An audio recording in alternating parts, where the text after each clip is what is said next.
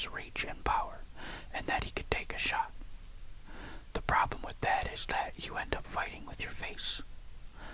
What I worked on with him was the angles of the game, distance, and how to get in and out of range with the least amount of work. The big fellows got to be careful not to waste gas. But where I started Coil first was with the pitch. See, the pitch is what I call the jab.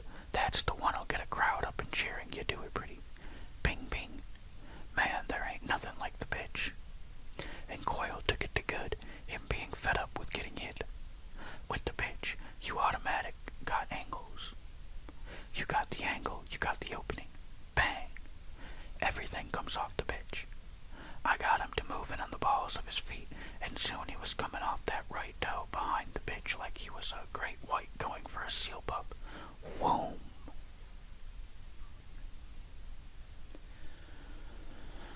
See, when you got the pitch working for you is when you got the other guy blinking and on his heels going backward, and you can knock a man down with the pitch, even knock him out if you can throw a 1-2-1 combination right. Coil picking up the pitch like he did is what got me to think serious on him, especially when I saw how hard he worked day in, day out. On time every day, nary a balk. DC and me both started counting fun tickets in our sleep, but both of us agreed to pass on the 10-round Mississippi fight until I could get Coil's feet right. Moving with Coil, like with the other heavies, is easy for me even now. 'Cause of their weight, they get their feet tangled when they ain't trained right, and I know how to back them to the ropes or into a corner. I don't kid myself, they could knock me out with the pitch alone if we was fighting, but what we're up to ain't fighting. What we're up to is what makes fighting boxing. Bill Clancy got wind of Coil and called me in, wanted to know why I was keeping my white boy's secret. I told him Coil wasn't no secret, said it was too soon. Who's feeding him? Me and DC. Billy peeled off some hundreds. I'd later split the 600 with DC. Billy said, tell him to start eating at one of my joints as much as he wants, but no drinks and no partying in the place. When'll Coil be ready? Give me 6 weeks. If he can stand up to what I put on him, then we'll see. Will he fight? He better. Once I got Coil's feet slick, damn if he didn't come along as if he was champion already. When I told Billy, he put an 8-round fight together at one of the Indian reservations on the Mississippi. We went for 8 so as not to put too much pressure on Coil, what with me being a new trainer to him. We fought for only 7,500, took the fight just to get Coil on the card. When I told Coil about it, he said book it, didn't even ask who's the opponent. See, Coil was broke and living in Darktown with DC and hoping to impress Billy because DC told him about Billy Clancy having money. Well, sir, halfway through the 5th round, with Marcellus Ellis, Coil got himself headbutted in the same eye where he'd been cut up in Vancouver. Ellis was a 6'7" colored boy weighing 270, but he couldn't do nothing with Coil because of the pitch. So Ellis hoped to save his big ass with a headbutt. Referee didn't see the butt and wouldn't take our word it was intentional, so the butt wasn't counted. Cut was so bad I skipped adrenaline and went directed to thrombin, the 10,000 unit bovine coagulant steel. Thrombin stopped the blood quicker and morphine will stop the runs, but the cut was in the eyelid, and the fight should have been stopped in truth. But we was in Mississippi, and the casino wanted happy gamblers, so the ref let it go on with a warning that he'd stop the fight in the next round if the cut got worse. DC got gray looking, said he was ready to go over and whip on Ellis's nappy head with his cane. I told Coil the only thing I could tell him. They'll stop this fight on us and we could lose, so you got to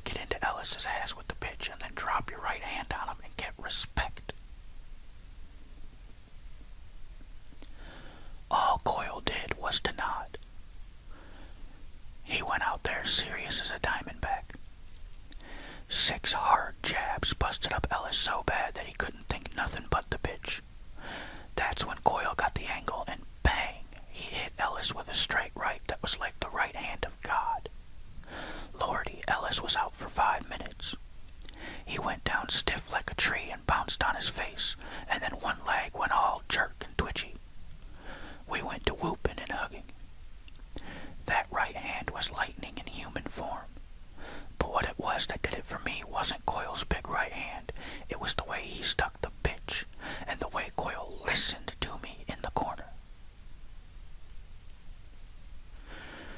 Billy wanted to sign him right then, but I said wait, even though I knew Coyle was antsy to get him a place of his own. Besides, we had to wait a month and more to see if the ideal complete. It took longer than we thought, so Billy started paying the boy $300 a week, walking around money. Folks at the casino was so wild about that right hand coming out of a white boy that Billy was able to get $25,000 for Coyle's next fight, soon's a doctor to clear his eye. And sure enough, Coyle was right back in the gym when the doctor gave him the okay. But he had some kind of funny look to him, so I told him to go home and rest. But no, Coyle kept showing up saying he wanted to get back to that casino. How do you reach the brain of a pure strain male hormone when he's 18-1 with 16 KOs? But one morning when me and DC was out with him doing his road work, we got a surprise. Coyle started pressing his chest and had to stop running. Damn if he didn't look half blue and ready to go down. Me and DC walked him back to the car, both holding him by an arm. I thought maybe it was a heart attack. We hauled ass over to emergency. They checked him all over, hooked him up to all the machines, checked his blood for enzymes. Said it wasn't no heart attack. Said it was maybe some kind of quick virus going around that could knock folks down. Coyle wanted to know when he'd be able to fight again in Mississippi, and I told him to forget Mississippi till he was well. On our way out, the doctor got me to the side to tell me he wasn't positive Coyle was sick. I said, "What does that mean?" Doc said, "I'm not sure. Just thought you might want to know." After a couple of days' rest, Coyle was back in the gym, but then he had to stop his road work out of weakness again. He looked like a whipped pup, so I figured he had to have something wrong. He said, "But I can't fight if I don't run. You said it yourself." I said, "You can't fight if you ain't got gas in your tank. That's what that means. Right now, you got a hole in your tank." I need dough, Red. He was a hungry fighter. It's what you dream about. And there he'd be the next day, even if he coughed till he gagged. You never saw anybody push himself like him.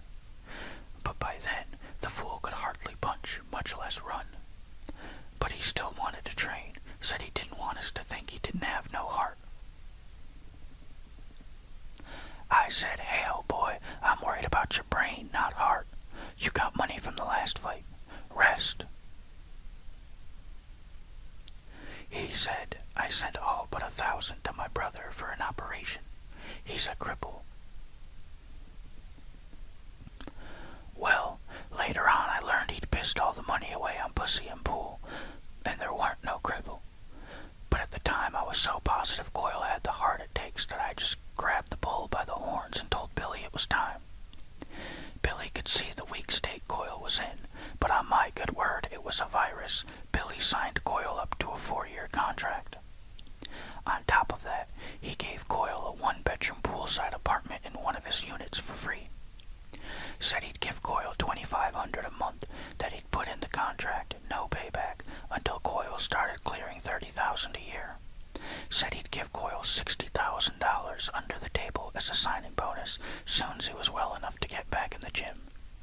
Coyle wanted $100,000, but settled for $60,000. Billy said, "That's cash, Kenny, so you don't have to pay no taxes on it." "I'll get you the title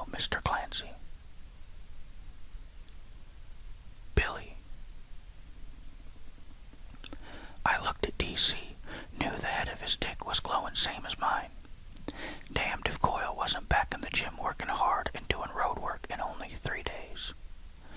Billy's word was good, and I was there when he paid Coyle off in stacks of hundreds. Money smells bad when you get a gang of it all together.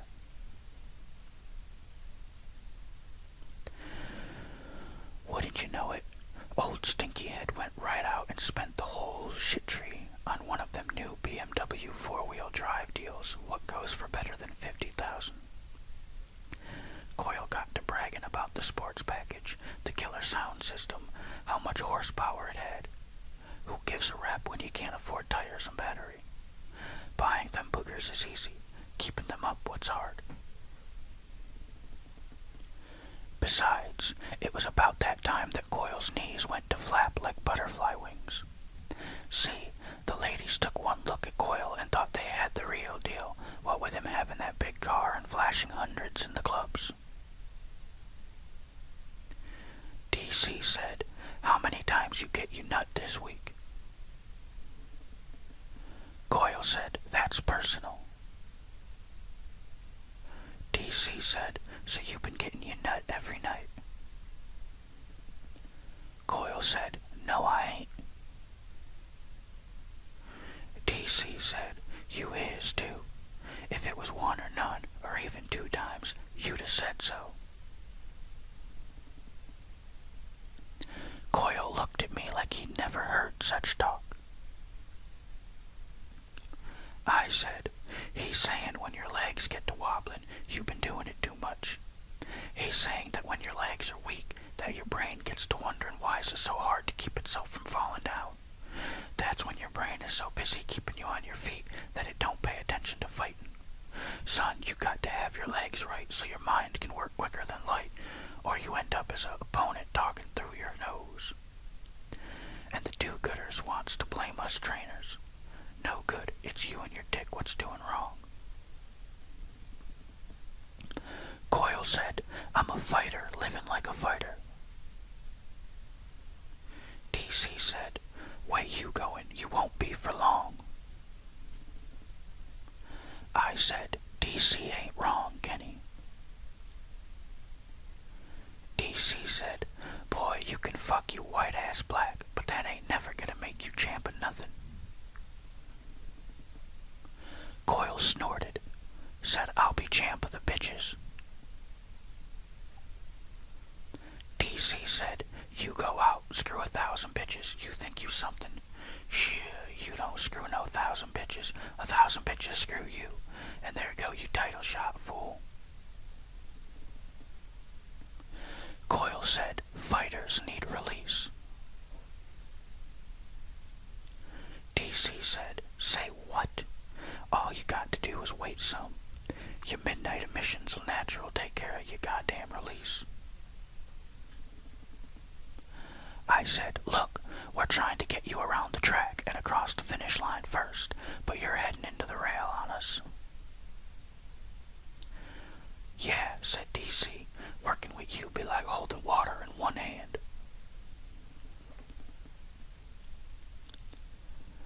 Coyle thought about that and seemed to nod, but next day when he come in, his knees were flapping same as before. Come to find out, Coyle wasn't worth the powder to blow him to hell. Billy found out Coyle had been with 3 gals in the stall of the men's toilet at one of his hot spots, that they'd been smoking weed hunched around the stool. Yep. Billy didn't jump Coyle, but instead of seeing him as a long-lost white hope in shining armor, he saw him same as me and DC'd come to, like a peach what had gone part bad. So, do you cut out the bad part and keep the good, or do you shit-can the whole deal? Billy decided to save what he could, as long as he could. Billy told Coyle to flat take his partying somewhere else, like he was first told. If I know Billy, there was more he wanted to say, but didn't. Course, big old Coyle didn't take it too good, and wanted to dispute with Billy. So Billy said not to mistake kindness for weakness. Coyle got the message, looked like, and was back in the gym working hard again. He wanted that $2,500 a month. We figured the bullshit was over, leastways the in-public bullshit. But who could tell about weed? And who knew what else Coyle was messing with? By then, I got to feeling like I was a cat trapped in a sock drawer. I told Coyle that what he'd pulled on Billy wasn't the right way to do business. Coyle said, "He's making money off me." I said, "Not yet he ain't." That's when things got so squirrely, you'd think Coyle had a tail.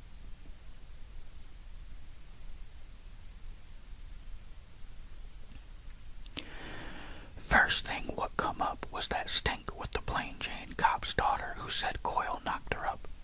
Said Coyle gave her some of this GHB stuff that's floating around that'll make a gal pass out so deep she's a corpse. Cop's daughter said the last thing she remembered was that she was in Coyle's pool playing kissy face. Next thing she knew, she was bare ass on the floor and Coyle was fixing to do her. She said she jumped up and fled. Coyle claimed that he'd already done her twice, said she was crying for more. See, it wasn't until it come out she was pregnant that she told her daddy, who was a detective sergeant of the San Antonio PD. She was the only child, and Daddy had them squinty blue eyes set in a face wide in the cheekbones what the poleaxe brought into Texas. That good old boy go to rampaging like a rodeo bull, and right about then his neighbors got to thinking about calling Tom Bodette and checking into a Motel 6. Once Daddy'd killed a half bottle of Jim Beam, he loaded up an old 44 6-gun, put on his boots and hat, and went on over to shoot Coyle dead. Coyle told Daddy he loved Plain Jane more than his life itself, said that he wanted to marry her. Cop was one of them fundamentals and figured marrying was better than killing, so he let Coyle off. Arrangements was made quick, so the girl could wear white to the altar and not show. But then Coyle ups and says he'd have to wait till after the kid was born, that he wanted a blood test to prove he was the real daddy. The cop went to rampaging again and was fixing to hunt Coyle down, but he was took off the scent when his daughter stuck something up herself. Killed the baby and liked to killed herself. The family was in such grief that Daddy started to drink full time. The girl was sent off to live with an aunt up Nacogdoches. The cop had to go into one of them anger management deals or get fired from the force. Course Coyle slapped his thigh.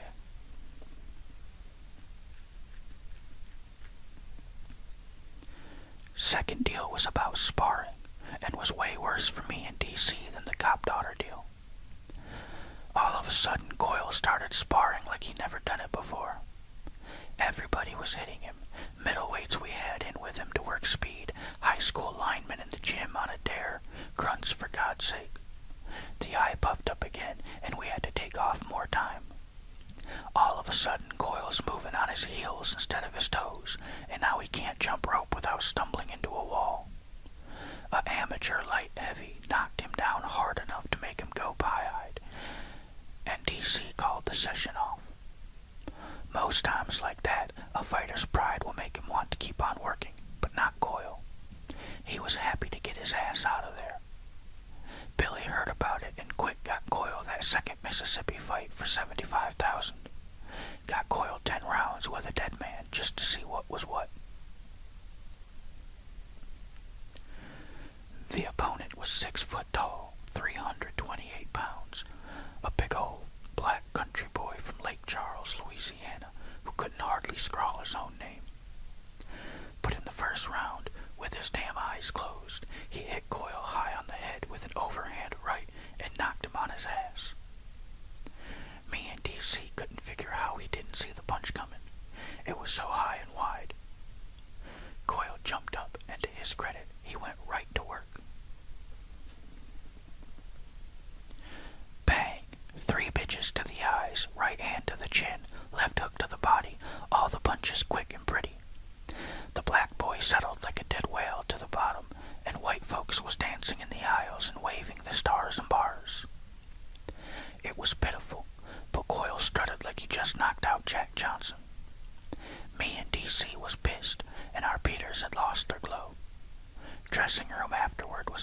as a gray dawn. Coyle took time off, not that he needed the rest. He came back for a few days, then it got so he wasn't coming in at all.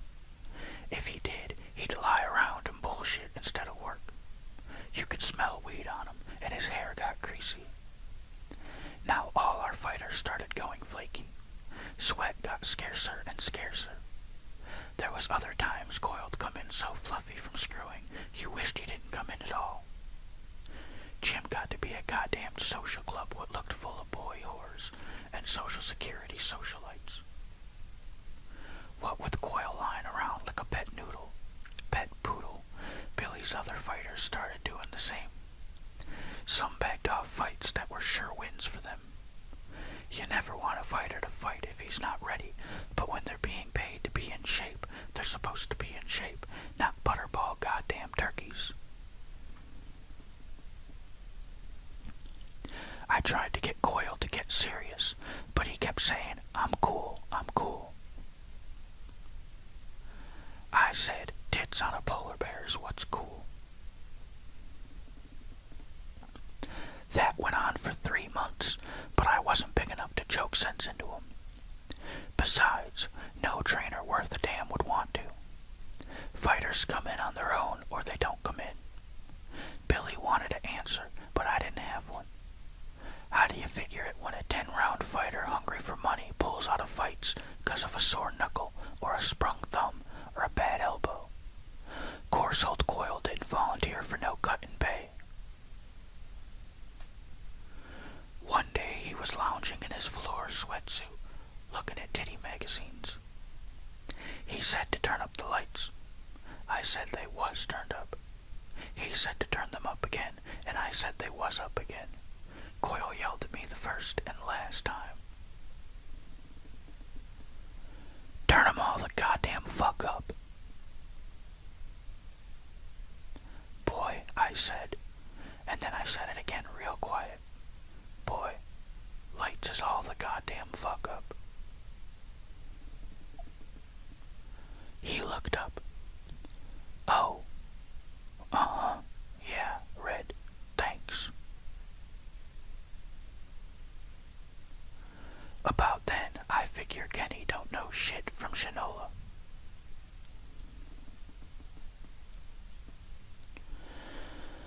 Vegas called Billy for a $200,000 fight with some African fighting out of France. He had big German money behind him, and he was a tough sumbitch, but he didn't have no punch like Kenny Coyle. Coyle said he'd go for the $200,000 fight in a heartbeat.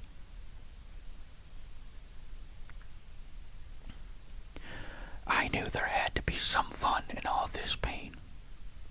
We whip the Afro-Frenchie and win the next couple of fights, and we're talking 3, maybe 500,000 a fight.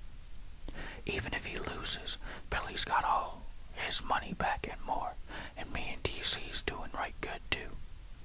If we win big, we'll be talking title fight, 'cause word'll be out that there's some big white boy who could be the one to win boxing back from the coloreds. The only coloreds me and DC gave a rap about was them colored 20s and 50s and 100s that had made us proud standing in the bank line instead of meek.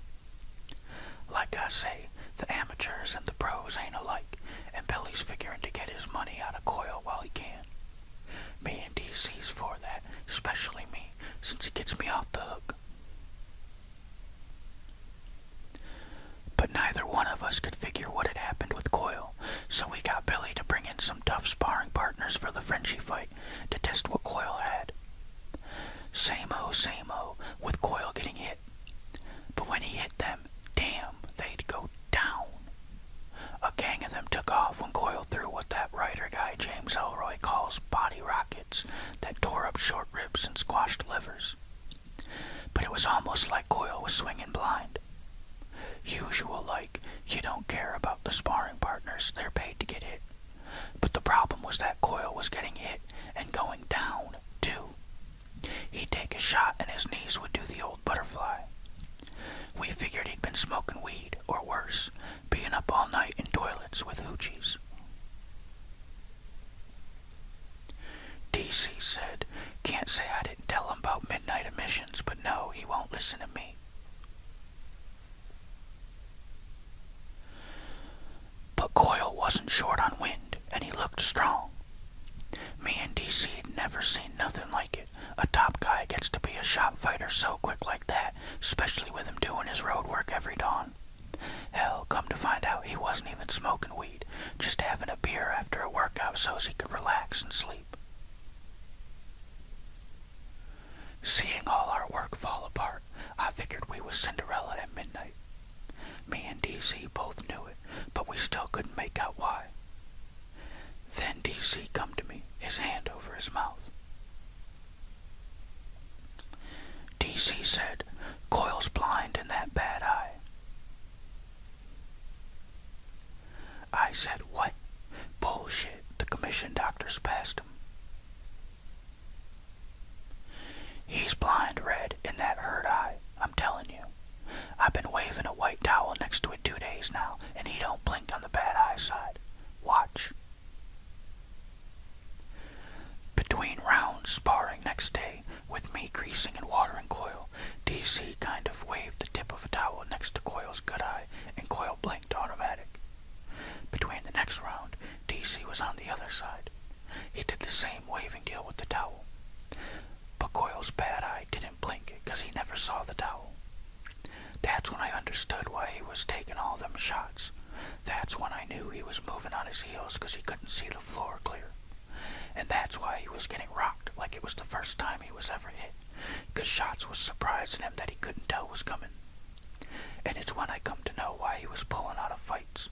He knew he'd lose because he couldn't see.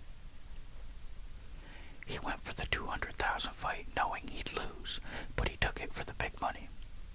I wanted to shoot the bastard with him taking Billy's money and not saying the eye'd gone bad and making a chump out of me.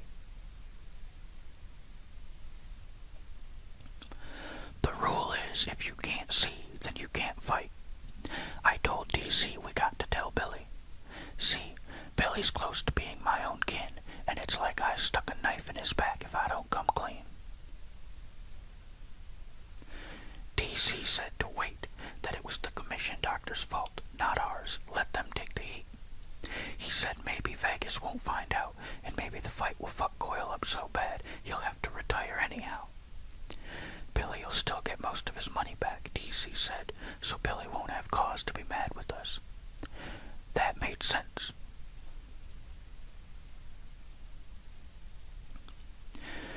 But what happened to mess up our deal permanent was that the Vegas Boxing Commission faxed in its forms for the AIDS blood test, said they wanted a current neuro exam, and they sent forms for an eye exam that had to be done by an ophthalmologist, not some regular doctor with an eye chart. Damned if Coyle wasn't sudden all happy. He couldn't wait once he heard about the eye test.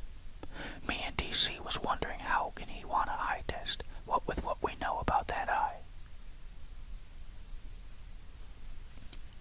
Sure enough, when the eye test comes in, it says that Coyle's close to stone blind in the bad eye, the one what got cut in Canada. The neuro showed Coyle's balance was off from being hit too much in training camps, which is why he couldn't jump rope and why he'd shudder when he got popped. The eye exam proved what me and DC already knew, which is why Coyle was taking shots that never should have landed. What it came down to was the $200,000 fight was off, and Coyle's fighting days for big money was over. It also come down to Billy taking it in the ass for 60 grand in signing money. That was all my fault. And that ain't saying nothing about all the big purses Coyle could have won if he had been fit. Turns out that the fight in Vancouver where Coyle got cut caused his eye to first go bad. The reason why word didn't get loose on him is because Coyle didn't tell the Canadian doctors he was a fighter, and because it was done on that Canadian free health deal they got up there. The eye doc said the operation was 70% successful, but told Coyle to be careful, because trauma to the eye could mess it up permanent. What with him dropping out of boxing for a couple of years the way fighters will do when they lose, people wasn't thinking on him.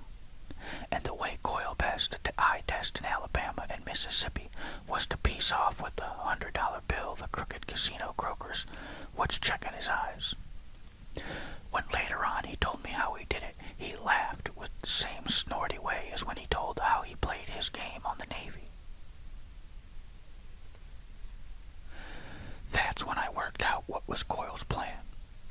See, he knew right after the Marcellus Ellis fight that the eye had gone bad on him again, but he kept that to himself instead of telling anyone about it, thinking his eye operation in Canada won't come out. That way, he could steal Billy's sign-up money and pick up the $2,500 a month Jason Pussy money too. I wondered how long he'd be laughing. Only now, what am I supposed to say to Billy? After all, it was my name on Coil that clinched the deal. It got to be where my shiny, big old white boy was tarnished as a copper wash tub. I talked with DC about it. DC said, "You right.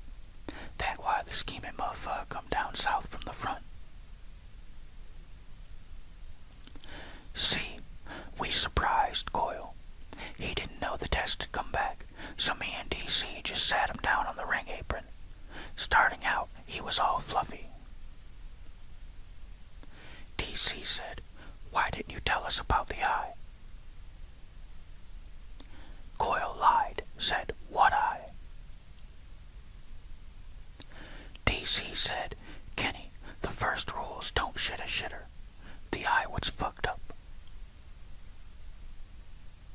Coil said, "Ain't no eye fucked up." "You got a fucked up eye, don't bullshit," said DC. "It ain't bad, it's just blurry." "Just blurry means you ain't fighting Vegas. That's what motherfucking blurry," DC said, muscles jumping along his jaw. "I'm quitting you right now, yeah? Don't want no truck with no punk playing me." Coil's eyes started to bulge and his neck got all swole up and red. "You're the punk, old man." Coil shoved DC hard in the chest. DC went down, but he took the fall rolling on his shoulder and was up like a bounced ball. DC said, "Boy, second rule's don't hit a hitter." Coil moved as if to kick DC.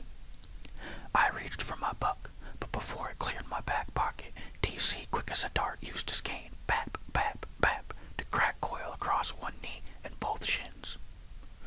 Coil hit the floor like a sack full of cats. "I'll kill you, old man. I'll beat your brains out with that stick." DC said, "Motherfucker, you best don't be talking no kill shit with dark chocolate." Coil yelled, "Watch your back, old man." DC said, "Boy, you digging you a hole." DC hobbled off, leaning heavy on his cane. Coil made to go after DC again, but by then I'd long had my 110 out and open. I said, "Y'all ever see someone skin a live dog?" I had to get Coil out of there. Thought to quick get him to the Texas Ice House over on Blanco, where we could have some long necks like good buds and maybe calm down. Texas Ice House is open 365 days a year. Sign out front says, "Go Cowboys." Coil said, "Got my own Texas shit beer at home." Texas and shit in the same breath ain't something us Texans cotton to, but I went on over to Coil's place later on 'cause I had to. I knocked, and through the door I heard a shotgun shell being jacked into the chamber. I said, "It's me, Red." Coil opened up, then limped out on the porch looking for DC. Coil said, "I'm gonna kill him.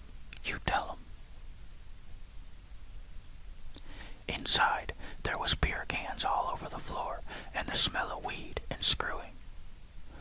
Coil and a half-sleepy titty club blonde gal was lying around half bare ass.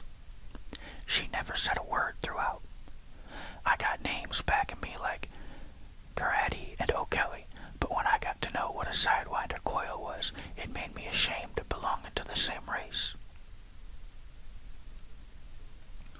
I said, "When did the eye go bad?"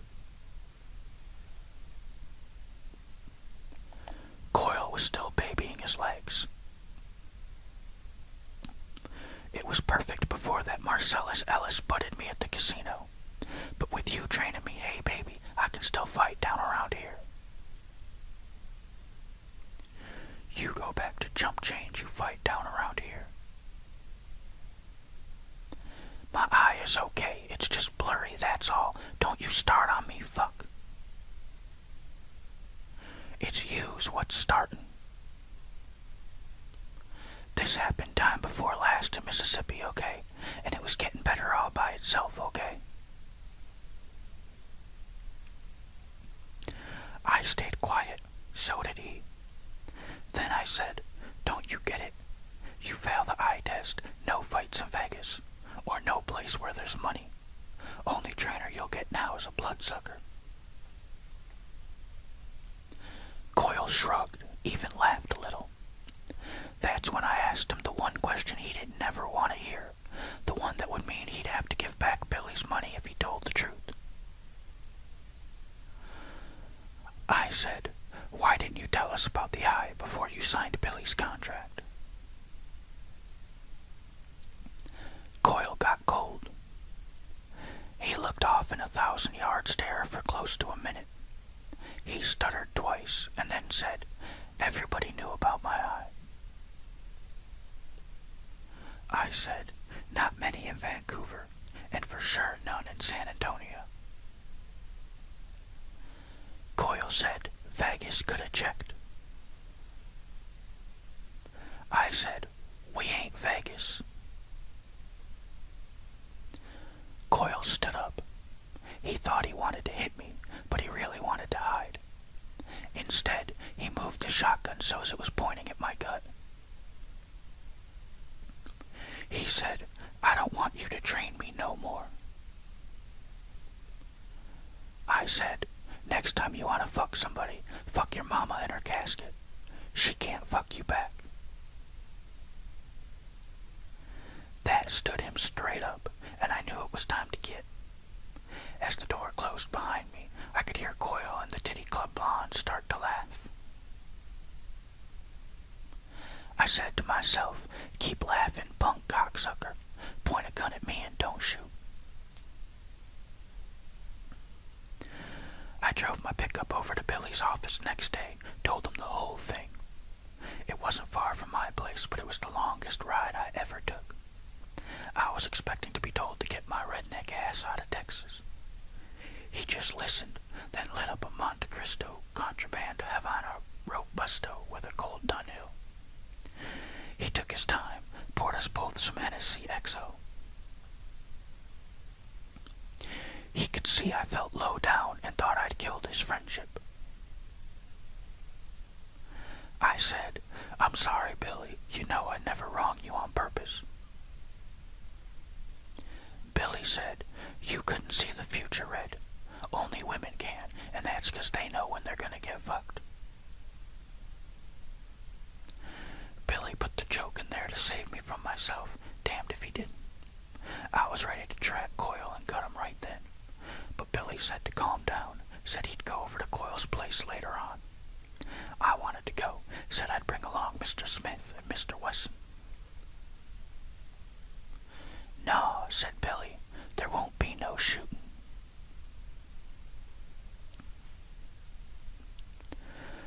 When Billy got to Coyle's, Kenny was smoking weed again, had hold of a big-ass stainless steel .357 mag Ruger with a 6-inch barrel. Billy didn't blink, said could he have some iced tea like Coyle was drinking. Coyle said it was Snapple Peach, not Diet, but Billy said, go on and hook one up. Things got friendly, but Coyle kept a hold of the Ruger. Billy said, way I see it, you didn't set out to do it. Coyle said, that's right, Ellis did it. Billy said, but you still got me for 60 large.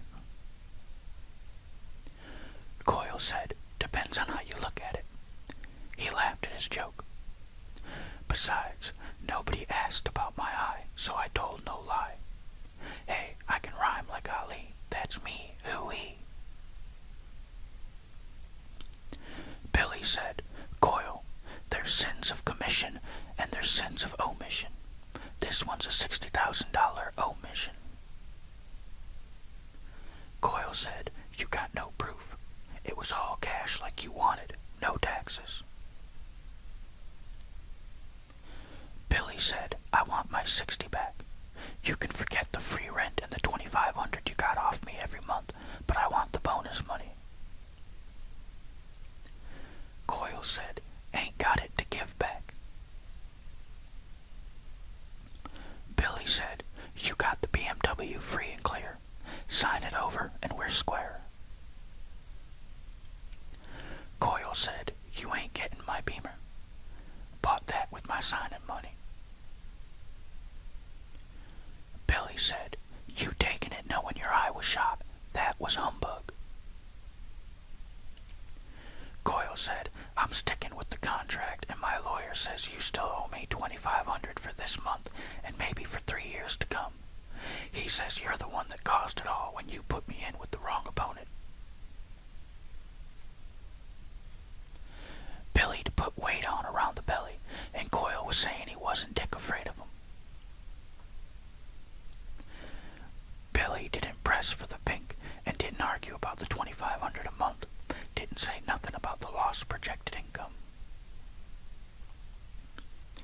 "Then tell me this," Billy said. "When do you plan on getting out of my building and giving back my keys?" Coyle laughed his laugh. "When you evict me, that's when, and you can't do that for a while, 'cause my eye means I'm disabled. I checked." Billy laughed with Coyle, and Billy shook Coyle's left hand with his right before taking off, 'cause Coyle kept the Ruger in his right hand. Billy said, "Well, let me know if you change your mind." "Not hardly," said Coyle. "I'm thinking I'm marrying that cop's daughter. This here's our love nest."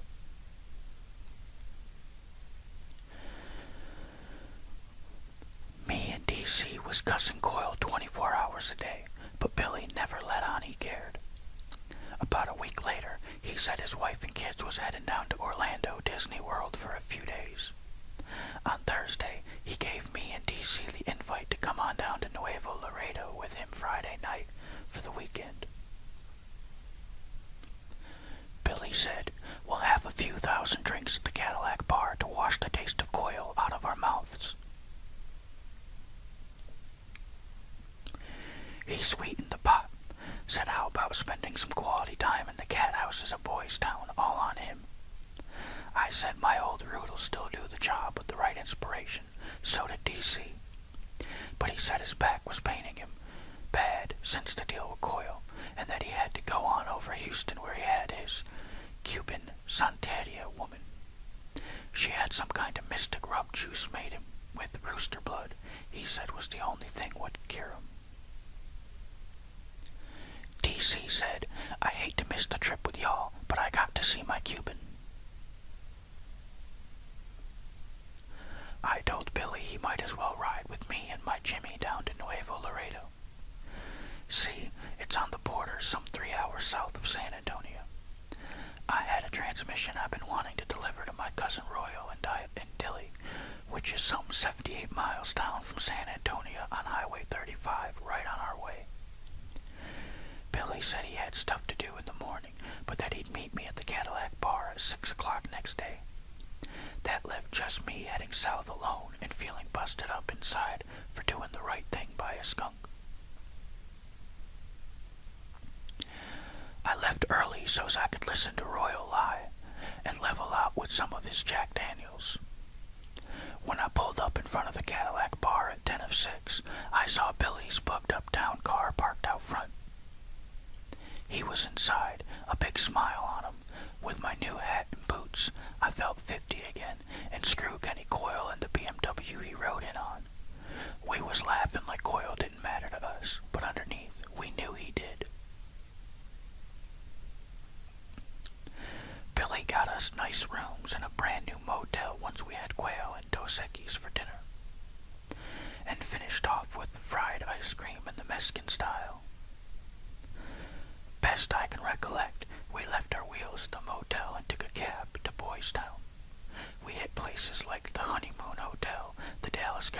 Sox and the New York Yankee. Hell, I buried myself in brown titties, even ended up with a little chinkale I wanted to smuggle home in my hat. Spent 2 nights with her and didn't ever want to go home.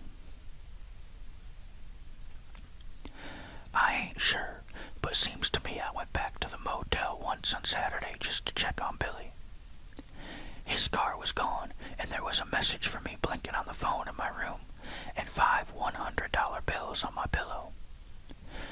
Billy's message said he had to go on over to Matamoros because the truck for his shrimps had busted down, and he had to rent another one for shrimp night.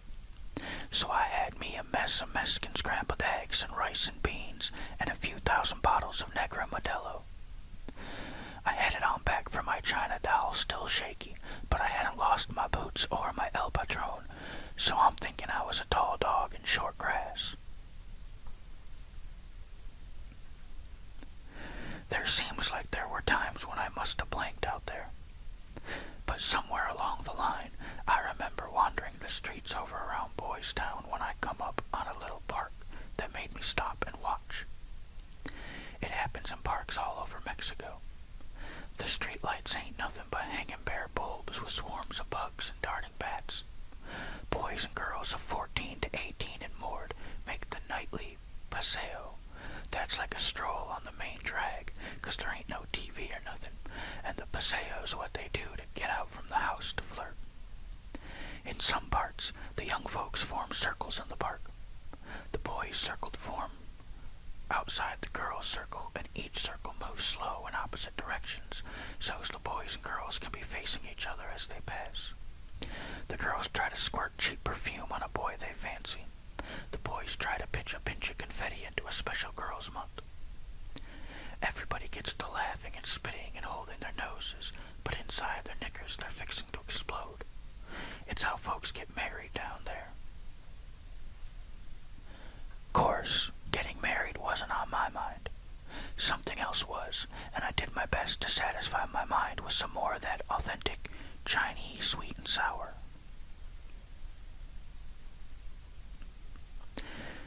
Billy was asleep the next day, Sunday, when I come stumbling back, so I crapped out too. I remember right, we headed home separate on Sunday night late. Both of us crippled and green, but back in Laredo, Billy's car was washed and spanky clean except for a cracked rear window. Billy said some Matamoros drunk had made a failed try to break in. He showed me his raw knuckles to prove it. Billy said, "I can still punch like you taught me, ready?" Driving myself home alone, I was all bow-legged, and my heart was leaping sideways. But when it's my time to go to sleep for the last time, I want to die in Boys Town teasing the girls and learning Chinese.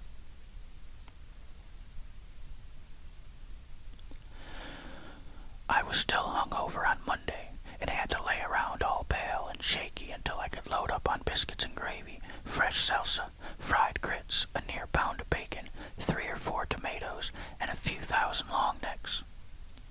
I guess I slept most of the time because I don't remember no TV. It wasn't until when I got to the gym on Tuesday that I found out about Kenny Coyle. Hunters found him dead in the dirt. He was beside his torched BMW in the mesquite on the outside of town.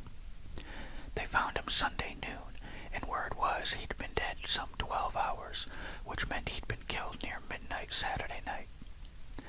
Someone at the gym said the cops had been by to see me. Hell, me and Billy was in Mexico, and D.C. was in Houston.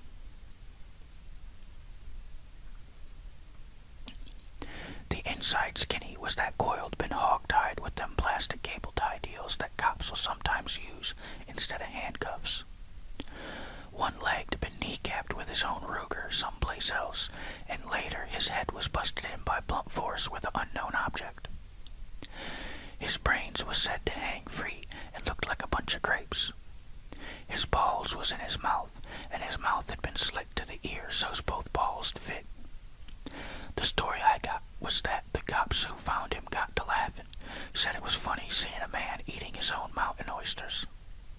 See, police right away knew it was business. When the cops stopped by the gym Tuesday morning, I was still having coffee and looking out the storefront window. I didn't have nothing to hide, so I stayed sipping my joe right where I was. I told them the same story I've been telling you, starting off with stopping by to see old Royal and Dilly. See, the head cop was old Junior, and old Junior was daddy to that plain Jane gal. I told him me and Billy had been down Nuevo Laredo when the tragedy occurred. Told him about the Cadillac bar and about drinking tequila and teasing the girls and boys down. Of course, I left out a few thousand details I didn't think was any of his business. Old Junior's eyes got paler still, and his jaw was clenched up to where his lips didn't hardly move when he talked. He didn't ask but 2 or 3 questions, and looked satisfied with what I answered. "Fixin' to leave," Junior said. "Seems like some's got to learn good sense the hard way."